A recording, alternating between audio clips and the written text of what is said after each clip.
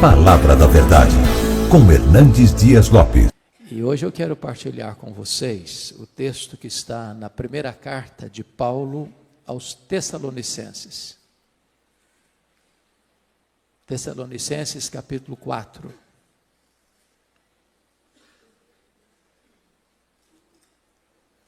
Dos versos 13 ao verso 18.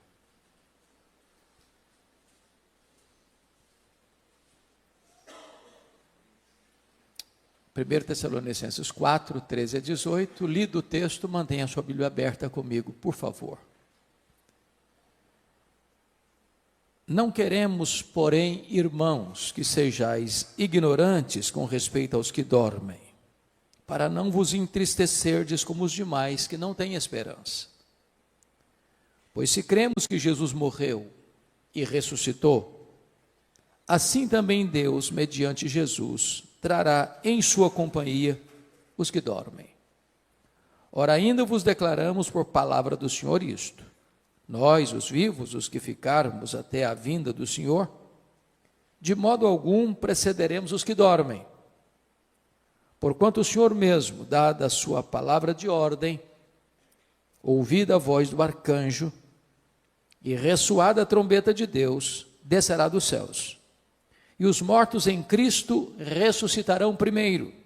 Depois, nós, os vivos, os que ficarmos, seremos arrebatados juntamente com eles entre nuvens, para o encontro do Senhor nos ares, e assim estaremos para sempre com o Senhor. Consolai-vos, pois, uns aos outros com estas palavras. Amém. Bom, o apóstolo Paulo, na sua segunda viagem missionária, esteve nesta cidade chamada Tessalônica. É uma cidade grega, até hoje uma das maiores cidades da Grécia, hoje com o nome de Salônica. E Tessalônica era uma cidade importantíssima, porque ela era a capital de uma província, ela era a capital da província da Macedônia. E Paulo passa por lá, planta esta igreja, uma igreja que vai se tornar uma igreja modelo para outras igrejas, e precisou sair às pressas, porque queriam matá-lo na cidade. Então, dali ele vai para Bereia. E nesta carta, Paulo trata muito especificamente sobre as verdades que nós chamamos de escatológicas, as verdades das coisas do fim. Por ser uma cidade grega, ela tinha forte influência da cultura grega. Esta carta é um clássico exemplo de que, em vez da igreja influenciar a sociedade, é a sociedade que está influenciando a igreja. Em vez da igreja imprimir no mundo o seu pensamento, o pensamento divino, à luz das Escrituras, é a cultura prevalecente que está influenciando a igreja. Qual era o pensamento básico, pilar dos gregos? Era o chamado dualismo. Os gregos criam nisso. O que era o dualismo? Dualismo era a ideia de que a matéria que você toca, que você vê, que você apalpa, era essencialmente má. O espírito invisível, imaterial, espiritual, era essencialmente bom. Em virtude disso, os gregos não acreditavam em três coisas. Eles não acreditavam na criação. Para os gregos, a criação era uma emanação divina, não direta, porque se a matéria era má, um Deus sendo bom não pode criar algo mau.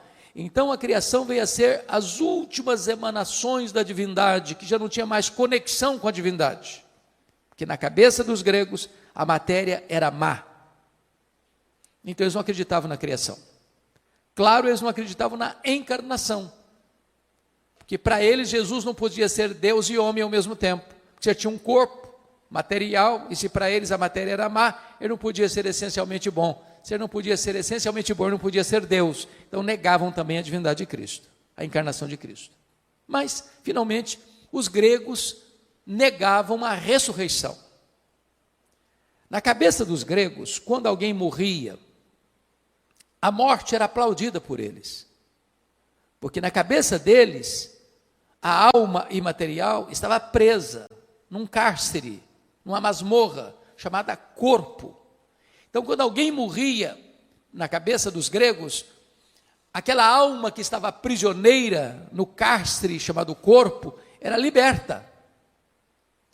Pensar em ressurreição para eles era um anticlímax, era um retrocesso, porque era pegar aquela alma que fora liberta na morte e trazê-la de volta para a prisão do corpo. Então os gregos não acreditavam em ressurreição.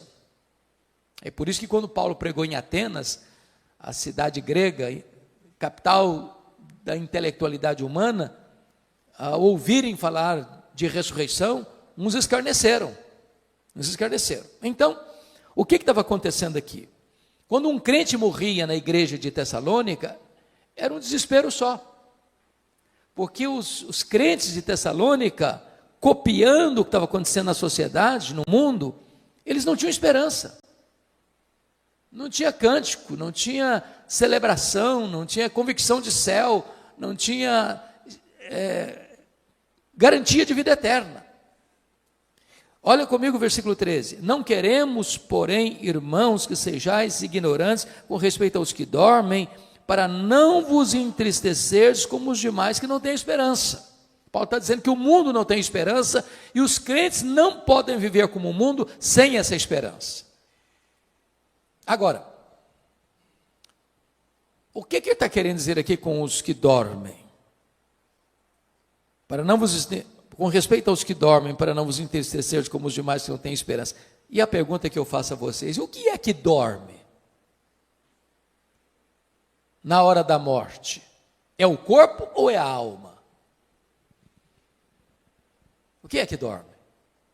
E a resposta insofismável, categórica é o corpo que dorme. A alma não dorme. O seu corpo não sobrevive sem a sua alma, mas a sua alma sobrevive sem o seu corpo. Você não é um corpo que tem uma alma, você é uma alma que tem um corpo. Você e eu fomos feitos do pó, somos pó e voltaremos ao pó. Mas na hora da morte, a alma, que é o sopro divino, se desprende do corpo e se volta para o Senhor. O pó volta à terra como deu, o espírito volta a Deus. Agora, aquela dúvida dos tessalonicenses ainda é a dúvida de hoje. Porque a pergunta hoje que eu mais escuto com um pastor é essa: pastor, como é que vai ser na hora da morte? O que vai acontecer? O que acontece quando um crente morre? Vamos falar dos cristãos agora. E quando falo cristão, estou falando daqueles que nasceram de novo, que têm seu nome escrito no livro da vida, que são herdeiros da vida eterna. O que acontece quando um crente morre? Bom, se você perguntar isso para um ateu que não crê na eternidade, o que acontece quando uma pessoa morre? Ele vai dizer assim: bom, morreu, é só matéria, acabou, não tem mais nada. Não tem mais nada.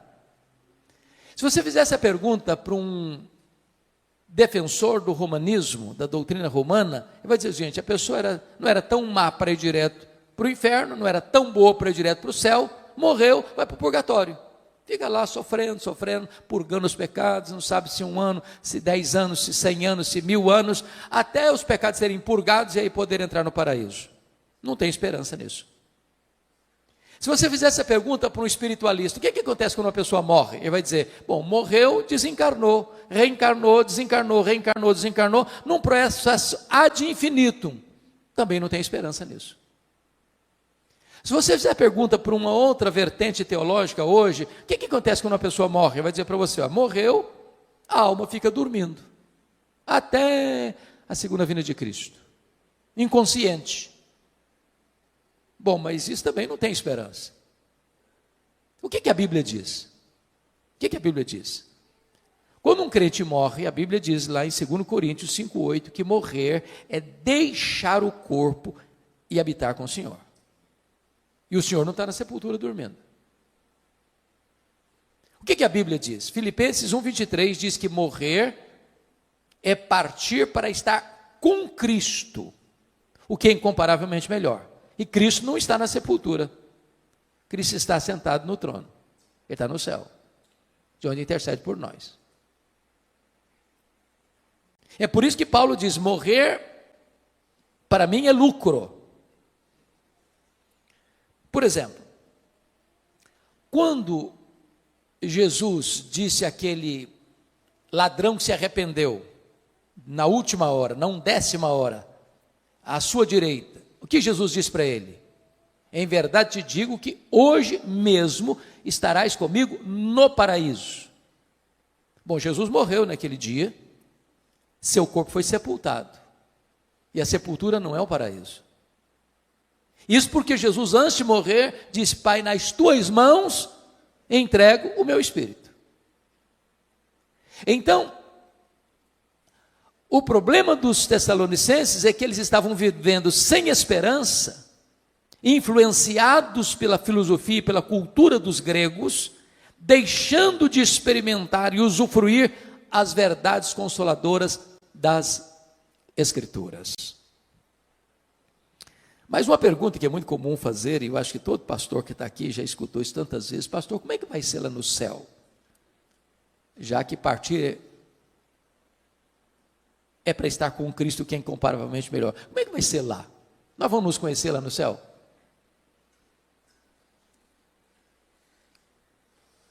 E a resposta óbvia é claro que nós vamos nos conhecer no céu. É claro. O céu não é retrocesso, o céu é glorificação. Então preste atenção nisso. Aqui você e eu não nos conhecemos direito. Se eu não sei quem aqui está casado há mais tempo. Vamos imaginar que tem aqui no auditório uma pessoa que tem 50 anos de casado.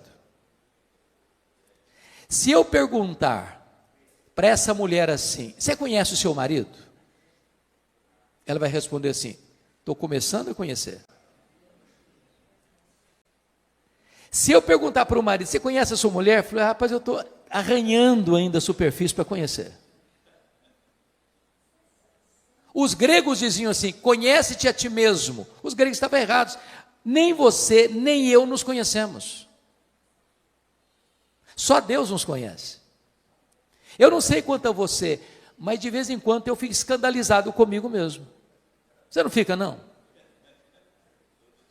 Falei: meu Deus, não sou eu que estou pensando nisso, não é possível.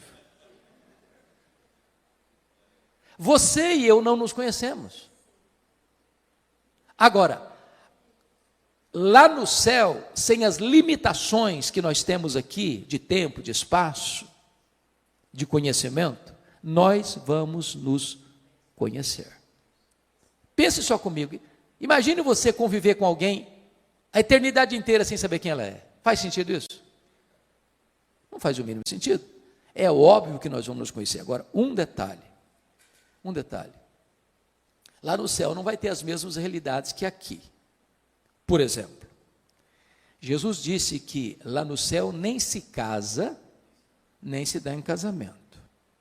Às vezes as pessoas nutrem um romantismo irreal nesse sentido. E eu já vi muito funeral, sobretudo de uma pessoa que já está casada há muitos anos, vai a esposa primeiro, vai o marido primeiro, e um fica lá curtindo, passando a mão assim, na mãozinha já gelada, assim, daqui a pouquinho eu estou indo também, dando a ideia de que vai continuar casado lá no céu. Não vai não. Casamento é só para essa vida. Aproveita, porque depois não tem mais. Alguém diz: ufa, até que enfim também. Ah, que pena, podia prosseguir, não vai prosseguir. Então, casamento é só para essa vida. É por isso que a Bíblia diz que tem um curso aí, que o curso é bom, mas o título não é bom. Casados para sempre. Não é verdade isso, não tem casados para sempre. O curso é bom, mas o título, penso eu, não foi feliz. Porque a Bíblia diz que casamento é até que a morte o separe. Então lá no céu não tem casamento. Segunda coisa, lá no céu nós não vamos ser famílias nucleares. Em outras palavras, lá no céu você não vai amar mais quem foi aqui, seu pai, sua mãe, seu marido, sua mulher, seus filhos, seus avós, do que você vai amar Abraão, Isaque e Jacó. Lá nós não vamos ser famílias, José, Pereira, Silva, Oliveira. Não, lá nós vamos ser uma única família, lavada no sangue do Cordeiro. Agora, Paulo não diz o seguinte: nós não estamos aqui especulando. Não é uma questão de especulação. Olha comigo o versículo de número 15, quando ele diz: e sabeis também vós... Não, desculpa, o vento bateu aqui, mudou minha página. 4:15. Ora, ainda vos declaramos por palavra do Senhor isto. Não é especulação, não é uma teoria, não é uma opinião de um teólogo, é revelação de Deus. Isso é o que Deus revelou. Então, a grande pergunta aqui, meus amados, é: onde está a nossa garantia dessa esperança? Qual é a base da nossa esperança? E o apóstolo Paulo vai responder nesse texto, no verso 16, é a parousia. Ora ainda, versículo 16, porque o Senhor, porquanto o Senhor mesmo, dada a sua palavra de ordem, ouvida a voz do arcanjo e ressoada a trombeta de Deus, descerá dos céus. Então você e eu cremos que Jesus vai voltar. Esse é o pináculo da nossa fé. Esse é a acrópole da nossa esperança. Esse é o ponto culminante da nossa convicção. É a consumação da nossa salvação. Porque notem bem, nós já fomos salvos, nós estamos sendo salvos e nós seremos salvos. Com respeito à justificação, nós já fomos salvos. Com respeito à santificação, nós estamos sendo salvos. Mas com respeito à glorificação, nós seremos salvos. Essa é a nossa convicção. Jesus vai voltar. Ele vai voltar. E não tem corte humana, por mais egrégia que ela seja, que possa cancelar essa agenda. Essa agenda não está estabelecida na terra, nem pelos homens. Ela está estabelecida no céu, pelo próprio Deus. Ele vai voltar. E a pergunta é: como ele vai voltar? Primeiro, ele vai voltar pessoalmente. Está lá em Atos 1, versículos 9 a 11, que quando ele está subindo entre nuvens, 2 anjos descem, e os discípulos perguntam, e eles perguntam para os discípulos, estão olhando: varões galileus, por que estáis olhando para as alturas? Esse mesmo Jesus que vi subir, do mesmo modo, descerá. Ele não vai enviar um embaixador, não será Gabriel, não será Miguel, não será um arcanjo, não será um querubim. Ele mesmo voltará pessoalmente. Segundo, como ele voltará? Ele voltará visivelmente. Lá em Apocalipse 1,7 diz que todo olho o verá, até aqueles que o traspassaram. O que significa isso? Até aqueles que o traspassaram. Lá em João 5, 28 e 29 diz que todos os mortos, quando ele voltar, ouviram a sua voz e sairão dos túmulos. Uns para a ressurreição da vida, outros para a ressurreição do juízo. Aqueles que cuspiram em Jesus, aqueles que esbordoaram a cabeça de Jesus, aqueles que crucificaram Jesus, aqueles que zombaram de Jesus, vão ter que ressuscitar quando ele voltar, e vão ter que ver Jesus na sua glória, na sua vinda. Vai ser o evento mais público da história. Não importa o fuso horário. Agora é exatamente 10 horas e 6 minutos no Brasil. Exatamente agora são 10 horas e 6 minutos da noite, lá no Japão. Não importa se de dia, se de noite ou se à tarde. E Jesus, quando disse isso, estava exatamente trabalhando a questão dos fusos horários. Porque se Jesus volta de noite para nós, é volta de dia lá para a Ásia. Se é volta de dia lá para a Ásia, é volta de noite para o Brasil. Não importa onde a pessoa esteja, em que fuso ela esteja, todo olho o verá. Vai ser o evento mais público da história. Mas em terceiro lugar, como ele voltará? Ele voltará audivelmente, porque o versículo 16 nos informa que, ouvida a voz do arcanjo, ressoada a trombeta de Deus, ele descerá dos céus. Ou seja, vai ser com o maior alarido da história. Não tem um arrebatamento secreto que ninguém viu, ninguém percebeu. Não, é público, é visível, é audível. Não haverá caverna tão profunda, não haverá deserto tão inóspito, não haverá montanhas tão geladas, onde as pessoas estejam que não ouçam o ruído, o alarido, a publicidade desse som, quando Jesus voltar para buscar a sua noiva, a sua igreja. como Jesus voltará. Quarto lugar, ele voltará repentinamente. Diz no sermão profético de Jesus que vai ser como um relâmpago que risca os céus do Oriente ao Ocidente. Quando está chovendo muito, está dando uma tempestade, você vê relâmpagos e você escuta trovões. Qual que acontece primeiro? O relâmpago ou o trovão? Ambos ao mesmo tempo. Você vê o relâmpago primeiro, porque a velocidade da luz é maior do que a velocidade do som. Então, um relâmpago ele risca os céus num átimo de tempo. Vai ser com essa rapidez. Paulo, em 1 Coríntios 15, vai comparar como um abrir e fechar de olhos. Quantas vezes você abre e fecha os olhos por dia? Você não sabe. É automático. Aliás, Paulo vai usar uma palavra lá em 1 Coríntios 15, num momento, e a palavra momento no grego é a palavra átomos, de onde vem a palavra portuguesa átomo. Vai ser com esta rapidez, o faiscar de uma estrela, o dardejar da cauda de um peixe, ou o abrir e fechar de olhos, que Jesus voltará. Sabe o que significa isso? Não dá para se preparar de última hora. Não dá para encher a botija de azeite na última hora.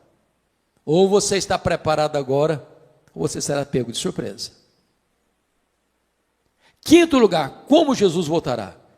Ele voltará não só repentinamente, mas ele voltará também inesperadamente. Vai ser como um ladrão.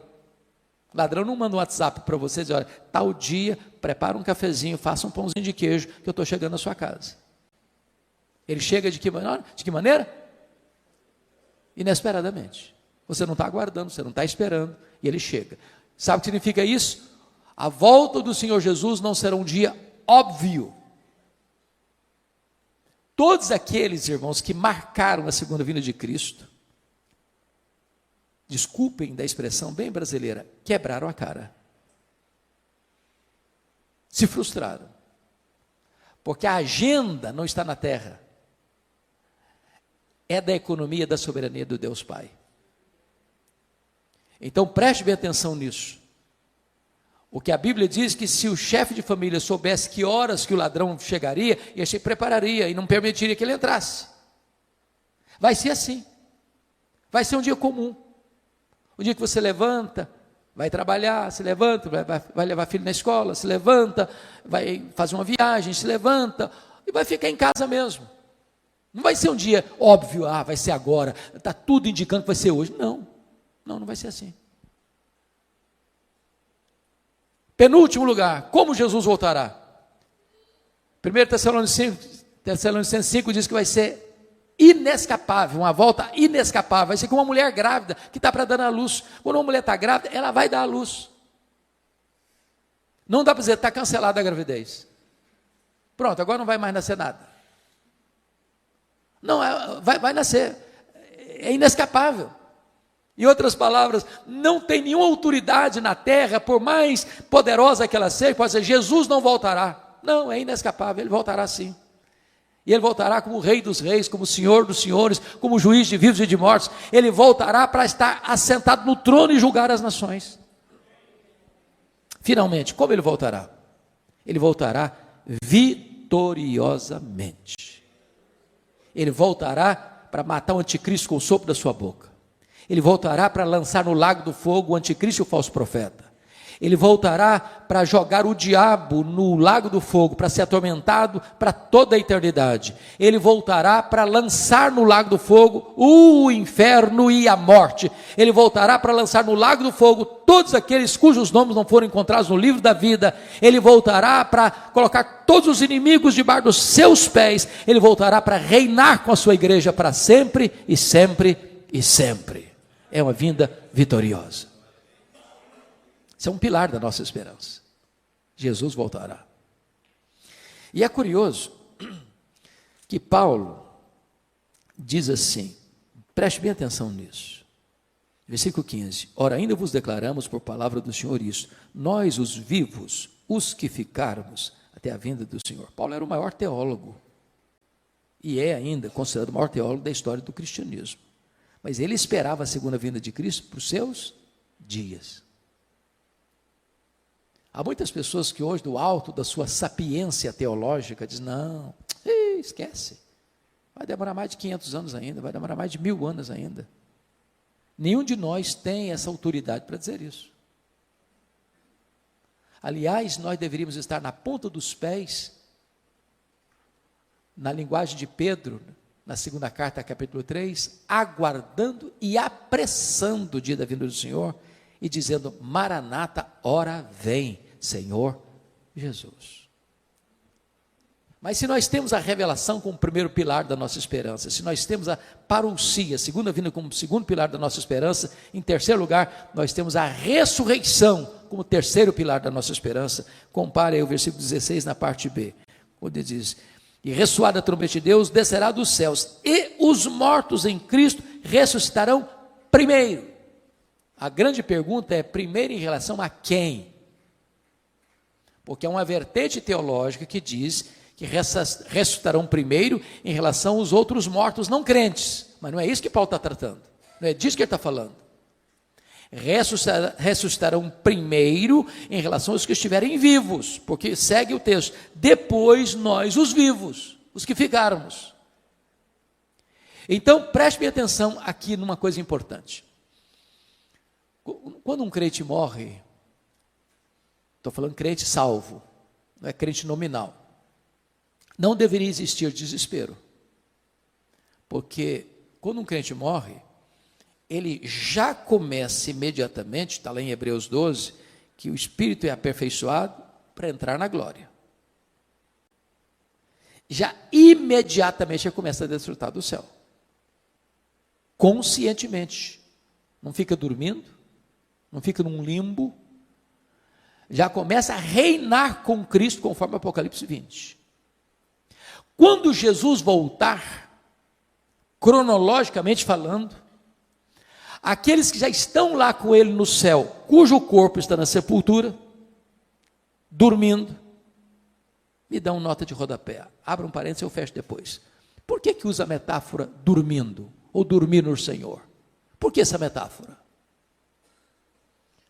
Porque esse eufemismo é uma figura de linguagem para amenizar uma coisa. Em vez de você dizer assim, o cara morreu, aí você diz, ele dormiu no Senhor. Por duas razões. Porque quem dorme está fazendo o quê? Está descansando. Você dorme porque você precisa descansar. Apocalipse 14, 13 diz, bem-aventurados aqueles que desde agora morrem no Senhor, para que descansem das suas fadigas. Segunda razão porque usa a figura do dormir, porque quem dormiu vai acordar, se não acordou não dormiu, morreu. Significa o quê? Que a morte ela tem prazo de validade. Vai chegar um momento que a morte vai ser interrompida pela ressurreição. Os mortos vão ouvir a voz de Jesus e vão sair dos túmulos, uns para a ressurreição da vida, outros para a ressurreição do juízo, dando claramente a entender que não vai ter duas ressurreições, uma de crente e outra de descrente, vai ser uma única ressurreição, de crentes e descrentes, ao mesmo tempo. Quando Jesus voltar. Bom, voltando então à ressurreição dos mortos.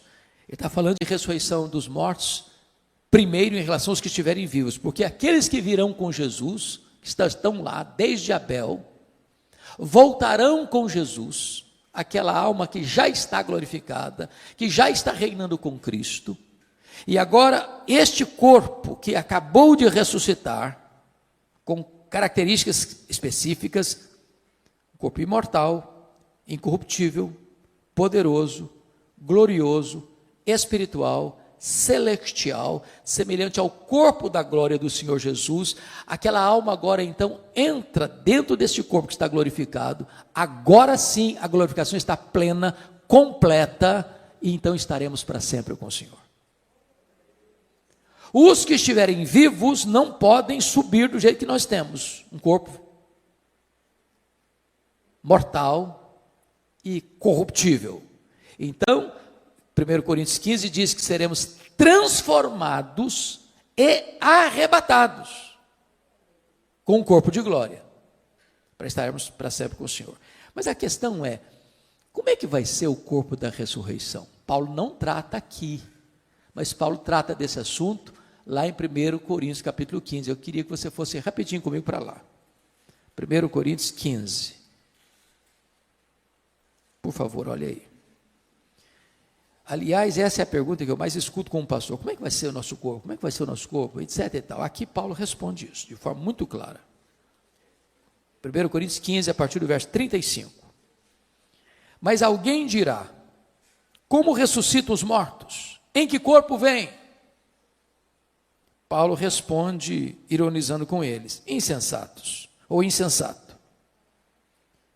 Você está fazendo uma pergunta muito óbvia. E aí ele vai usar 3 figuras para mostrar para nós como será o nosso corpo. A primeira figura, estou no versículo 36, é a figura da semente. A segunda figura está no verso 39, é a figura da carne. A terceira figura está no verso 40, a figura dos corpos celestiais. Então vamos dar uma olhadinha nisso?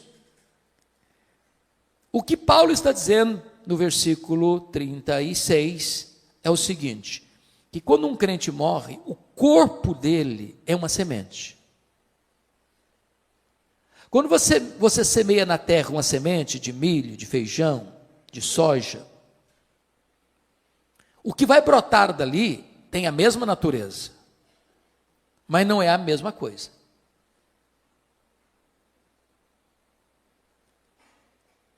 Então, ele vai explicar isso melhor a partir do verso 42. Ele diz assim, semeia-se corpo na corrupção, ressuscita-se na incorrupção. O que é isso? Esse corpo seu e meu aqui, ele nasce, cresce, envelhece e morre. Às vezes a pessoa morre no processo, né? Morre na infância, morre na juventude, morre na fase adulta. Mas ele tem um prazo de validade. Esse corpo nosso aqui fica velho, cansado, senil, caquético e morre. Esse corpo aqui tem fraquezas que vão se avolumando. Por exemplo, nós temos fraquezas físicas. Querendo ou não, o tempo vai esculpindo em nosso rosto algumas rugas indisfarçáveis. Falando baixinho, as mulheres são mais espertas do que os homens. Elas driblam isso um pouco melhor com um bom cosmético. Às vezes se acorda de manhã, é um caos. Depois de um bom cosmético, vira um cosmos. Daqui a pouquinho, uma cirurgia plástica ajuda muito. Mas chega uma hora que, ainda que o famoso cirurgião plástico Pitangui ressuscitasse dos mortos, não teria mais jeito. As mãos já estão trôpegas, os joelhos bambos, as pernas fracas, os olhos embaçados. E diz os entendidos que cada fio de cabelo branco que brota na sua cabeça é a morte chamando você para um duelo. Eu acho que até um exército acampado ao meu redor. Temos fraquezas físicas. Os seus fugiram todos, mas a barba está aí para não deixar você escapar. Temos fraquezas emocionais. Há momentos na vida que você se desespera. E você nem consegue chorar, você só consegue gemer e dizer, meu Deus, eu não aguento mais. Temos fraquezas morais. Você e eu já prometemos para Deus, com lágrimas nos olhos, meu Deus, eu não vou cometer mais esse erro. Eu não vou cometer mais esse pecado. E daqui a pouco você se flagra cometendo o mesmo erro, o mesmo pecado. Não é porque faltou para você sinceridade, não, faltou para você poder. Somos fracos. Temos fraquezas espirituais. Somos um ser ambíguo, paradoxal, contraditório. O bem que queremos fazer não fazemos, o mal que não queremos praticamos. Somos fracos. Eu, quando passo pelas livrarias, e eu faço isso praticamente toda semana, procurando ver o que está saindo de novo, e vocês todos sabem que os livros mais publicados no Brasil e no mundo são livros de autoajuda. São livros que dizem assim para você: você é forte, você tem a força, você é um gigante. Basta você acordar, você é um gigante. E a Bíblia diz exatamente o contrário. A Bíblia diz que nós somos fracos. Mas muito fracos. A Bíblia diz que Deus conhece a nossa estrutura e sabe que somos pó. Então, esse corpo aqui, não adianta congelar, não adianta inventar. Não, ele vai envelhecer mesmo. Vai ficar enrugado mesmo. E quem não quiser ficar velho, é só morrer na infância também, está resolvido o assunto. Então, a semente que você joga é de um corpo corruptível. Mas o que vai brotar da sepultura na ressurreição é um corpo incorruptível. Não vai ficar velho, não vai ficar cansado, não vai ficar doente, não vai ter defeito físico, não vai ter estresse. É um corpo incorruptível. Segundo lugar, olha o que está acontecendo no verso 42. Semeia-se em desonra, ressuscita-se em glória. Ô irmãos, vocês que são crentes há muito tempo, os pastores aqui presentes, quantas vezes você e eu já visitamos um crente querido numa CTI de hospital, já há anos internado.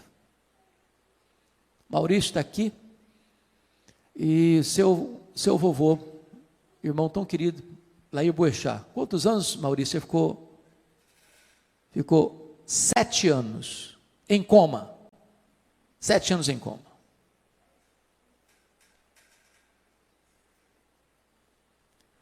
Muitas vezes eu já visitei ovelhas e irmãos fora do círculo da igreja local, que o corpo já estava caquético, encolhido, pele e osso. Desonrado pela dor, desonrado pela doença, desonrado pelos remédios tão pesados. Quando você joga aquele corpo na sepultura, ele está desonrado pela fraqueza, pela doença. Mas o que vai brotar daí é um corpo glorioso, glorioso. E Daniel, capítulo 12, diz que vai brilhar como sol no seu fulgor. Louvado seja o Senhor. Então fique tranquilo, você vai ter um corpo perfeito. O corpo da ressurreição não vai brigar nem com o espelho, nem com a balança.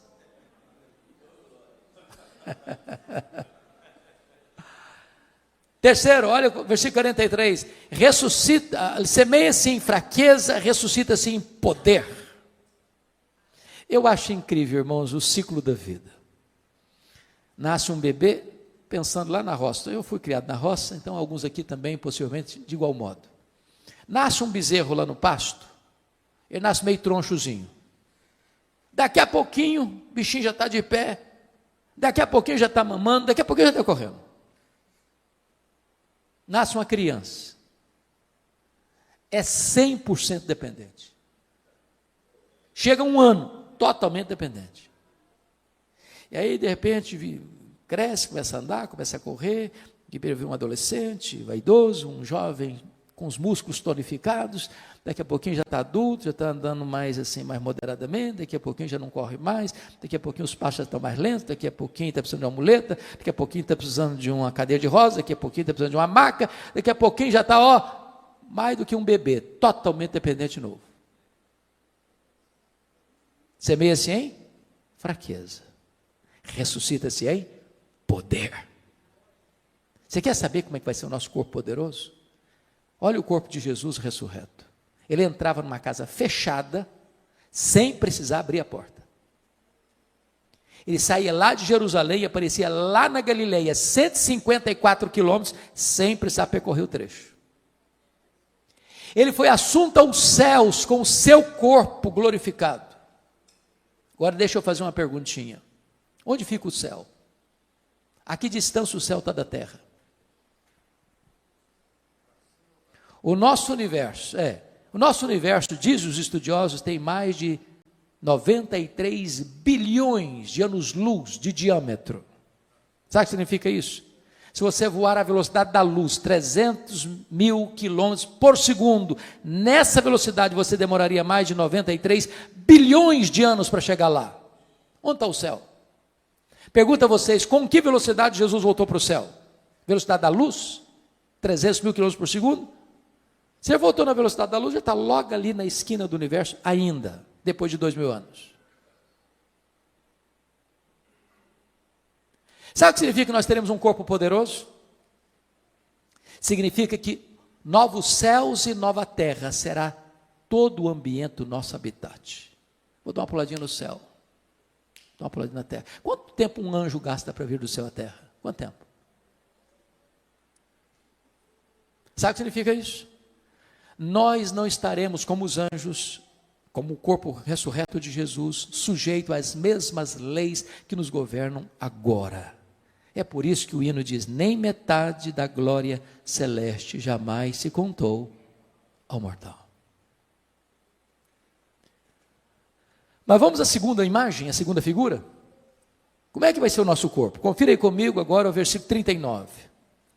Nem toda a carne é a mesma, porém uma é a carne dos homens, outra é a carne dos animais, a outra a carne das aves, a outra a carne dos peixes. Uai, Paulo, eu não estou te entendendo agora.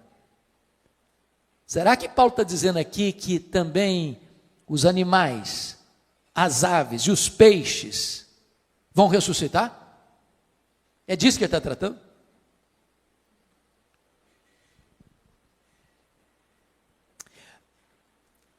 Convenhamos aqui, nós estamos vivendo uma época fascinante e ao mesmo tempo, para mim, complicada.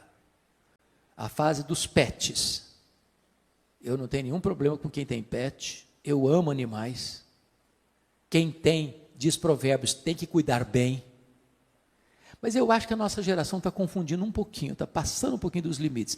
Você acredita que tem gente que dorme com um cachorrinho na cama, debaixo do mesmo cobertor, abraçadinho?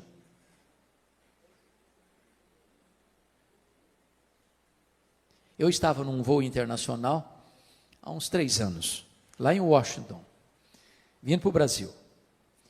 E eu estou sentado e chega um casal muito bonito, um rapaz e uma moça muito bonitos, com um cachorro grandão, sentado na minha frente. Daqui a pouquinho o rapaz disse assim para a moça, fique aqui que eu vou comprar uma Coca-Cola.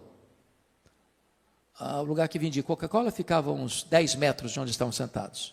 Quando o rapaz saiu, a moça lascou um beijo na boca do cachorro, mas daquele beijo cinematográfico. E eu fiquei olhando espanto, falei, meu Deus, mas é muito mau gosto dessa menina. Está doido, senhor.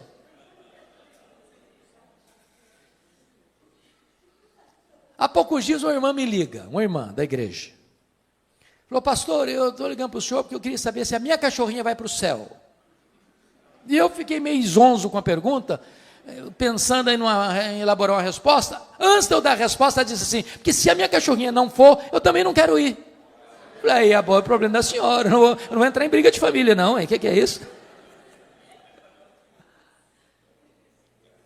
Eu tenho um colega, pastor presbiteriano, calvinista, reformado, que foi fazer um casamento de uma ovelha dele, e ele não está sabendo de nada, o coitado, pego de surpresa. Na hora das alianças, sabe quem levou a aliança ao altar? A cachorrinha da família. Mas está demais, está não?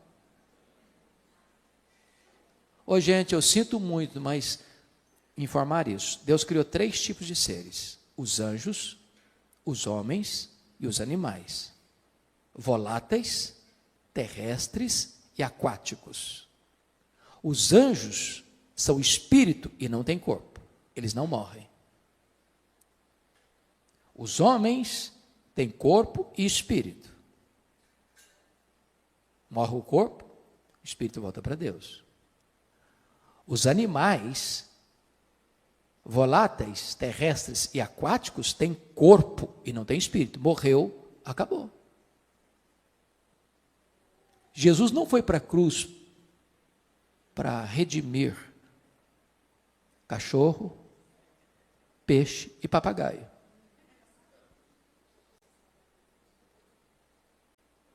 Está claro isso? Então, deixa eu ilustrar. Para entender bem o que Paulo está dizendo. Um é a carne dos homens, outra é a carne dos animais, outra é a carne das aves, outra é a carne dos peixes. O que ele está querendo dizer? Então, eu vou ilustrar para você entender o que Paulo está querendo dizer. Imagine você que numa família que vai se perpetuar, essa família tem um cachorrinho de estimação, essa família tem um papagaio de estimação, e esta família tem um peixe lá no aquário de estimação, certo? Agora imagine você que morre o cachorrinho da família. Aí a família vai lá no quintal, abre uma cova profunda e sepulta o cachorrinho. 100 anos depois, morre o papagaio. A família vai lá na mesma cova, abre a cova, o que tem lá dentro? Pode o quê? Pode cachorro. Sepulta o papagaio na mesma cova. 100 anos depois, morre o peixe. Ela vai lá na mesma cova, abre lá, o que tem lá dentro? Pode cachorro e pode papagaio, pode ave. Aí sepulta o peixinho lá dentro. 100 anos depois, morre alguém da família. Vai lá e abre a cova, o que tem lá dentro? Pode cachorro, pode papagaio, pode peixe. Aí sepulta a pessoa lá dentro da mesma cova. 100 anos depois, morre outra pessoa da família, vai lá e abre a cova. O que tem lá dentro?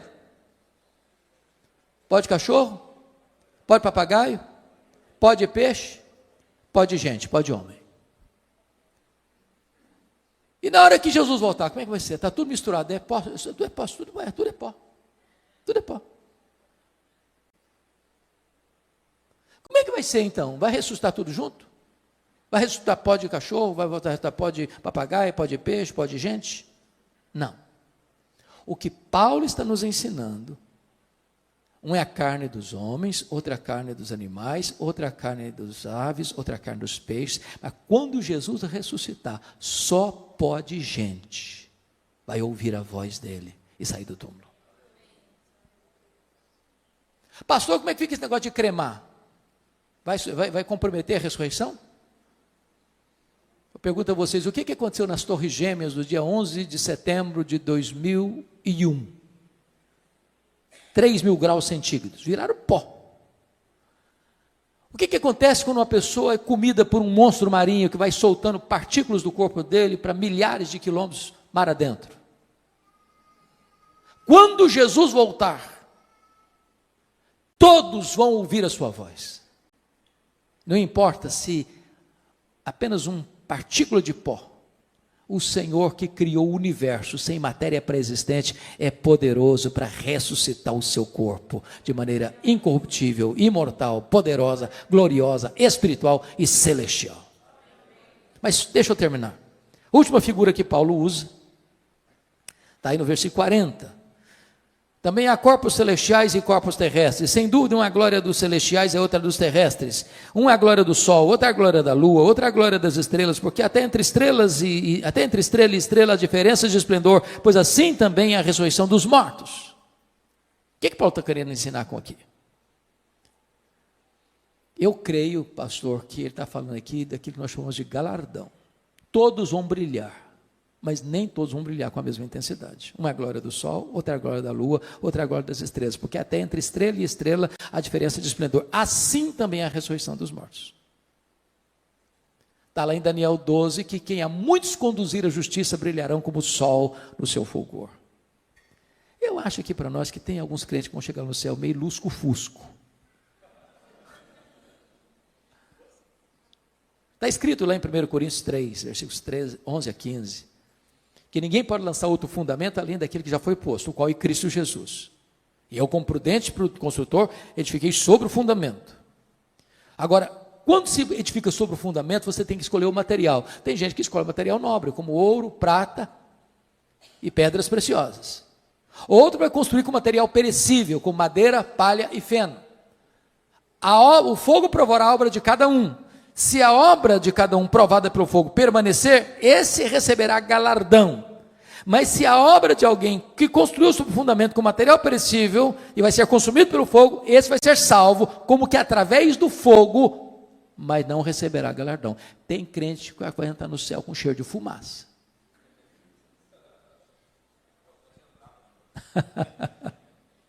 Com cheiro de fumaça. Preste atenção nisso.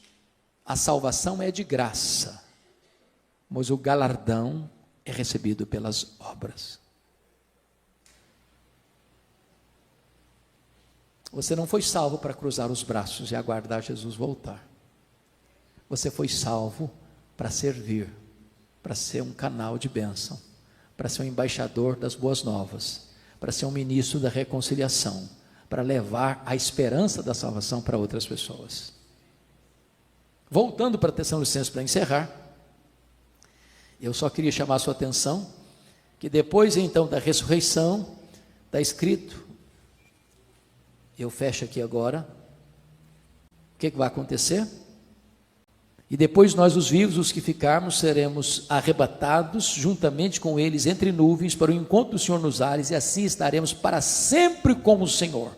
Então, revelação, parousia, ressurreição, reunião. E ele termina dizendo: consolai-vos, pois, uns aos outros, com essas palavras. Ele começa com uma igreja triste, sem esperança, por não conhecer a verdade, e ele termina com consolo, dizendo: agora vocês que foram instruídos na verdade, sejam agentes de consolo para as outras pessoas. Meus irmãos, consolo não é uma coisa que vem de dentro, não é autoajuda. Consolo é aquilo que emana de cima, que emana das Escrituras, que procede da verdade de Deus. Se nós cremos nisso, então não temos muito